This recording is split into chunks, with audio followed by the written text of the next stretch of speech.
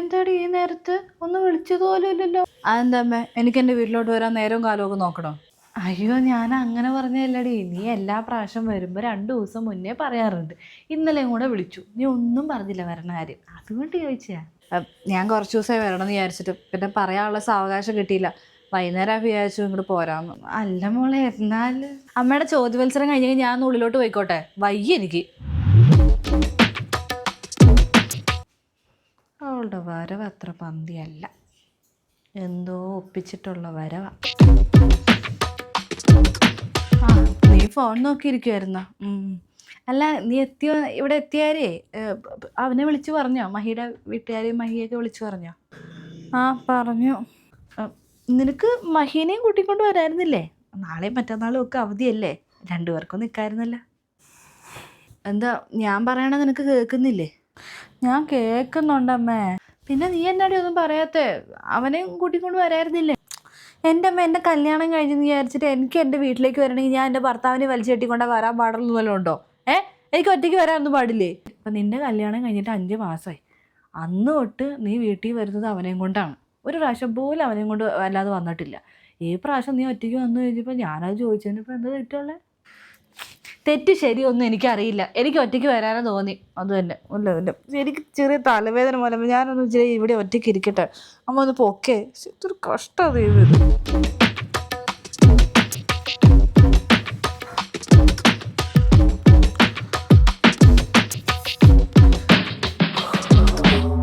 ആ, നീ എഴുന്നേറ്റോ? എന്തൊരു ഉറക്കമോ അതിന് പെണ്ണേ ഇത്? യാത്ര ചെയ്ത് വന്നതിൻ്റെ നല്ല ക്ഷീണം. അമ്മ ചായ ആയോ? ചായ. നീ ഇങ്ങനെ മഹിയുടെ വീട്ടിലും കിടന്ന് ഉറങ്ങാറുണ്ടാ? പെണ്ണില്ലാണ്ട് ഞാൻ അവിടെ ഉറങ്ങാറുണ്ടമ്മേ. അവിടെ രാവിലത്തെ പണി ഒരു 11 മണിയൊക്കെ ആകുമ്പോഴേക്കും ഉച്ചക്കത്തേക്ക് കൂടെ ഭക്ഷണത്തിനുള്ള എല്ലാ പണിയും കഴിഞ്ഞു. പിന്നെ ഉച്ചക്കത്തെ ചോറും കൂടെ ഉണ്ട് കഴിഞ്ഞാൽ പിന്നെ ഫുൾ റെസ്റ്റ് അല്ലേ. ഞാൻ അപ്പളേ കിടന്നുറങ്ങും. ഒരു 6 മണിയൊക്കെ ആകുമ്പോഴേ എഴുന്നേക്കാറ്. 6 മണിക്കോ? എൻ്റെ ദൈവമേ, നിൻ്റെയൊക്കെ എന്തൊരു സുഖമാടി. ഞാനൊക്കെ കല്യാണം കഴിഞ്ഞ് പോയ സമയത്ത് രാവിലെ 5 മണിക്ക് എണീക്കണം. 5 മണിക്ക് ഒരു മിനിറ്റ് വൈകാൻ പാടില്ല. 5 മണിക്ക് അലാറം വെച്ച് എല്ലാ മരുമക്കളും എണീക്കണം. കൂട്ടുകുടുംബമാണല്ലോ. പിന്നെ വീട്ടിലെ പണികൾ, എൻ്റെ പൊന്നോ, പണി ഒഴിഞ്ഞ നേരം ഉണ്ടാവില്ല. ഒന്നാമത് അവിടെയൊക്കെ പൈപ്പൊന്നും ഉണ്ടായിരുന്നില്ല അന്നത്തെ കാലത്ത്. അപ്പോൾ കുറേ വെള്ളം കോരാൻ വേണ്ടി ദൂരെ നടക്കണം. എന്നിട്ട് വീട്ടിൽ വന്ന് പണിയെടുക്കണം. വീട്ടിൽ വന്ന് ഓരോ പണികൾ, തൊഴുത്തിലെ പണികൾ. അത് കഴിഞ്ഞ് ഓരോരുത്തർക്ക് ഭക്ഷണം വെച്ചുണ്ടാക്കണം. കൂട്ടുകുടുംബം ആയതുകൊണ്ട് ഓരോരുത്തർക്കും ഓരോ രീതിയാണ് ഭക്ഷണത്തിൻ്റെ ചിട്ടകളൊക്കെ. രാവിലത്തേക്കുള്ള ഭക്ഷണം രാവിലെ എഴുന്നേറ്റ വഴിക്ക് ഉണ്ടാക്കും. അത് കഴിഞ്ഞ് പിന്നെ ഉച്ചക്കത്തേക്ക്, പിന്നെ വൈകുന്നേരത്തേക്ക്, രാത്രിക്കത്തേക്കെന്ന് പറഞ്ഞ് ഇങ്ങനെ നീളുമല്ലേ. അതൊക്കെ ഓർക്കുമ്പോൾ ഇപ്പോഴത്തെ പിള്ളേർക്കൊക്കെ എന്നാ സുഖമല്ലേ. എല്ലാ കാര്യങ്ങളും നടക്കും. അവരവരുടെ ഇഷ്ടത്തിനനുസരിച്ച് ജീവിക്കാൻ പറ്റും. പിന്നെ എൻ്റെ കാലത്ത് കിട്ടിയ അമ്മായിമാരൊന്നും അല്ലല്ലോ ഇപ്പോഴത്തെ. നല്ല സ്നേഹമുള്ളവരാ, മനസ്സിലാക്കാൻ കഴിവുള്ളവരാ, ബുദ്ധിമുട്ടുകളൊക്കെ മനസ്സിലാക്കും. പണ്ടൊക്കെ എന്ന് പറഞ്ഞാൽ എനിക്ക് കിട്ടിയ നിൻ്റെയൊക്കെ അച്ഛൻ്റെ അമ്മയൊക്കെ ഉണ്ടല്ലോ, എന്നാ കൂടിയ സാധനമായിരുന്നു. ചിരിച്ചൊന്നും ഞാൻ കണ്ടിട്ട് കൂടിയില്ല അമ്മാതിരി എണ്ണങ്ങൾ. നിനക്കൊക്കെ സുഖമാടി പോണേ. ഞാൻ നിന്നോട് പലപ്പോഴും ചോദിക്കണം വിചാരിച്ചാൽ, മഹിയുടെ അച്ഛൻ എങ്ങനെയാ? പാവാണോ? നമ്മൾ ഈ കല്യാണത്തിനും പിന്നെ ഈ ഉറപ്പിക്കലൊക്കെ സമയത്തൊന്നും ഒരു 3-4 പ്രാവശ്യം കണ്ടിട്ടുള്ളൂ. അങ്ങനെ വലിയ സംസാരമൊന്നും നമ്മളോടില്ല. ഒരു മൂർഖത്തരം പോലെയാ. നിന്നോടെങ്ങനെയാ? മിണ്ടുകയൊക്കെ ചെയ്യുമോ? നീ എപ്പോൾ വരുമ്പോഴും മഹി ഉണ്ടാവാറില്ല. അതുകൊണ്ട് നിന്നോട് ചോദിക്കാതിരുന്നേ. എങ്ങനെയാ? അച്ഛൻ ഒരു പാവാ മാം. ആ കാണുന്ന ഗൗരവം മാത്രമേ ഉള്ളൂ. ആദ്യം കല്യാണം കഴിഞ്ഞ് പോയ സമയത്തൊക്കെ എന്നോട് മിണ്ടാൻ ഭയങ്കര ബുദ്ധിമുട്ടായിരുന്നു. പിന്നെ അങ്ങ് ശരിയായി, കുഴപ്പമൊന്നുമില്ല. ഇപ്പം എന്നോട് സംസാരിക്കും. മഹിയുടെ അച്ഛനും അമ്മയ്ക്കൊക്കെ നിന്നെ ഇഷ്ടമൊക്കെ തന്നെയല്ലടി? ഇഷ്ടക്കേടൊന്നും ഇല്ലല്ലോ?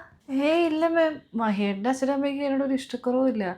പിന്നെ അവർക്ക് എന്നെ ഒരുപാട് ഇഷ്ടമാണ്. പിന്നെ മാത്രമല്ല, അവരൊരു മരുമോളായിട്ടൊന്നും അല്ല കണ്ടേക്കണം. സ്വന്തം മോളെ പോലെ തന്നെയാണ്. അത്ര സ്നേഹത്തിലും സ്വാതന്ത്ര്യത്തിൽ തന്നെയാണ് അവിടെ. അത് കേട്ടാൽ മതി. അത്ര എൻ്റെ സന്തോഷം. അതുകൊണ്ട് തന്നെ നിങ്ങളിങ്ങനെ അമ്മായിച്ചനും അമ്മായിമ്മയൊന്നും ആയിട്ട് നിനക്ക് വഴക്കൊന്നും കൂടേണ്ടി വരില്ല. കൂടിയിട്ടുണ്ടെങ്കിൽ 1-2 പ്രാവശ്യമൊക്കെ ആയിരിക്കും അല്ലേ? വഴക്കോ? അമ്മ എന്തൊക്കെയാണ് പറയണേ? ഞാനും മഹിയേട്ടൻ്റെ അച്ഛനമ്മയായിട്ട് ഇതൊരു വഴക്ക് പോയിട്ട് ഒരു എതിർത്ത് സംസാരം പോലും ഉണ്ടായിട്ടില്ല. അമ്മ ഇതെന്തൊക്കെയാണ് പറയും? അപ്പം അമ്മായിച്ചനും അമ്മായിമ്മയായിട്ട് വഴക്കൂടി വന്നതല്ല, മഹിയായിട്ട് വഴക്കൂടി വന്നേക്കണേ. അതെന്തായാലും അറിയാൻ പറ്റി. അതാ ഈ ഒറ്റയ്ക്ക് വന്നേക്കണേ. നീ അറിഞ്ഞോ? നമ്മുടെ ജമീല ആൻറ്റിയുടെ മോളില്ലേ, നിൻ്റെ കൂടെ പഠിച്ച ഹസ്ന, അവള് ബന്ധം വേണ്ടാന്ന് വെച്ചിട്ട് വീട്ടിൽ വന്ന് നിൽക്കുകയാണ്. അതെന്താ പറ്റിയമ്മേ? അവളെന്തോ ചെറിയ പ്രശ്നത്തിന് ഭർത്താവിൻ്റെ വീട്ടിൽ നിന്ന് വഴക്ക് കൂടി വീട്ടിൽ വന്നതാണ്. എന്താ ഏതാന്ന് ചോദിക്കാണ്ട് അവളുടെ വീട്ടുകാർ അവളെ വിളിച്ച് കയറ്റുകയും ചെയ്തു. പിന്നെ എല്ലാവരും കയറി ഇടപെട്ട് ചെറിയ എന്തോ കാര്യമായിരുന്നു, അതങ്ങോട്ട് ഭാഷകളാക്കി. പിന്നെ ആ ചെറുക്കൻ്റെ വീട്ടുകാർക്ക് ഇവിടെ വേണ്ടാന്നും പറഞ്ഞ് ഡിവോഴ്സായി. ഇപ്പോൾ ഇവിടെ വീട്ടിൽ വന്നിരിക്കട്ടെ.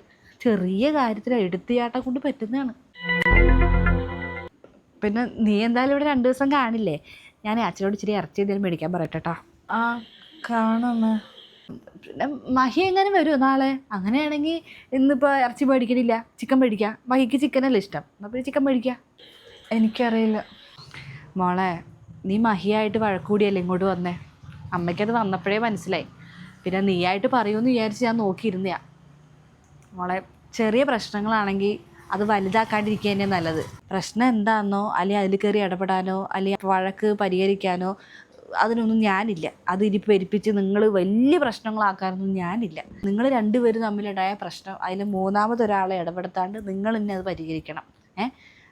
ചെറിയ ചെറിയ പ്രശ്നങ്ങൾ വലുതിലേക്ക് പോയി ആ ബന്ധം തന്നെ ഇല്ലാണ്ടാവും. നിങ്ങൾ തമ്മിലുള്ള സ്നേഹം ഇല്ലാണ്ടാവും. അതിലേക്കൊന്നും പോകരുത്.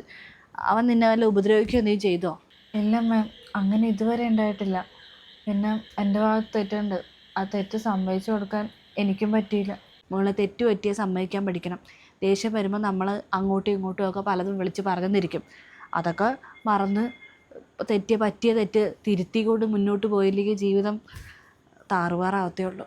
പൊറുക്കാൻ പറ്റുന്ന തെറ്റാണെങ്കിൽ, ശരീരത്തിനും മനസ്സിനും മറക്കാൻ പറ്റുന്ന വേദനയുമാണെങ്കിൽ നിങ്ങൾ സംസാരിച്ച് ഒത്തു പോകാൻ നോക്ക്. മോക്കമ്മ പറയുന്നത് മനസ്സിലാവുണ്ടോ? മനസ്സിലായമ്മ, ഞാൻ നാളെ തന്നെ അങ്ങോട്ട് പോയിക്കോളാം. ഓടിപ്പിടിച്ച് നാളെ ഒന്നും പോകുന്നും വേണ്ട. നീ കുറച്ച് ദിവസം നിൽക്കാൻ വന്നതല്ലേ, ഇവിടെ തൊട്ട് പോയാൽ മതി. നീ എന്തായാലും മഹിയെ വിളിച്ച് സംസാരിച്ച് അങ്ങ് ഒത്തുതീർപ്പാക്കുക കേട്ടോ. പിന്നെ അവനോട് ഇങ്ങ് വരാൻ പറ. 2 ദിവസം ഇവിടെ നിൽക്കാമെന്ന് പറ. അവധിയല്ലേ, ഇവിടെ നിൽക്കാമെന്ന് പറ കേട്ടോ.